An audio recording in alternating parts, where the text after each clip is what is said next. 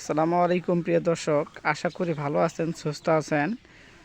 আজকে আপনাদের দেখাবো যে আমার যে ছোট্ট একটা ছাগলের খামার আছে, সেই ছাগলের খামারটা আমার ছাগল এখন আছে 15-16টার মতো। এখন দেখতে পাচ্ছেন যে ছাগল কয়টা, এগুলো কিন্তু রাম ছাগল বলা হয় এবং ব্ল্যাক বেঙ্গল ছাগল। দেখছেন একটা ছাগল খেতে খেতে কিন্তু চারির উপরে উঠে গেছে। এই চারির উপর থেকে কিন্তু খাচ্ছে, খাবার খাচ্ছে। আর দেখতে পাচ্ছেন এই যে আর একটা বড় ছাগল, সেটা কিন্তু 3 মাসের প্রেগনেন্ট। ওই পাশে দেখতে পাচ্ছেন আর একটা। আর এই যে একটা শুয়ে আছে, ওই যে দেখতে পাচ্ছেন আর একটা শিউলি কালারের মতো পাঠা, সেটা কিন্তু এই ছাগলেই প্রসব করেছে। মোটামুটি আমরা জোহরের যে খাবারটা দিয়ে দিছি, 1টা বাজে খাবারটা দিয়ে দিছি, কিন্তু দেখতে পাচ্ছেন যে চারিতে কোনো খাবার নেই, বেশি অল্প কয়েকটি ঘাস। কিন্তু এই অল্প কয়েকটি ঘাস খাওয়ার পরে কিন্তু বিকাল 4টার দিকে আমরা দানাদার খাবার দেব।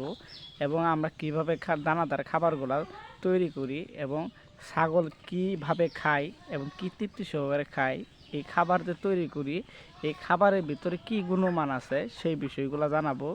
প্রিয় দর্শক, আপনারা আমার এই ইউটিউব চ্যানেল আছে, এই ইউটিউব চ্যানেলে আমি সারি, ইউটিউব চ্যানেলের নাম হইল MMS ব্লগ, BLOG ব্লগ। এই নামে সার্চ দেবেন আর চ্যানেলটাকে সাবস্ক্রাইব করে দিবেন, লাইক দিবেন আর বেলাইকন অন করে দিবেন। আপনাদের কাছে এর অনুরোধ।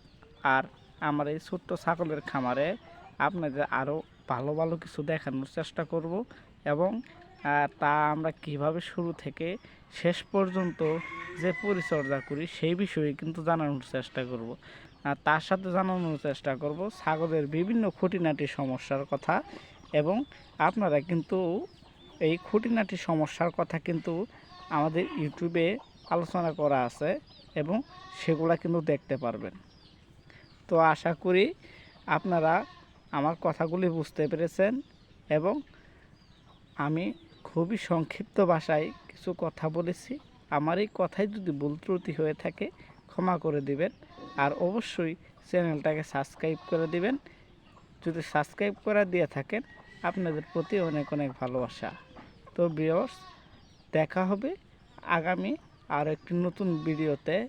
সেখানে ছাগল ও গরু ক্ষেত খামারের কিছু প্রতিবেদন থাকবে। ভালো থাকবেন, সুস্থ থাকবেন।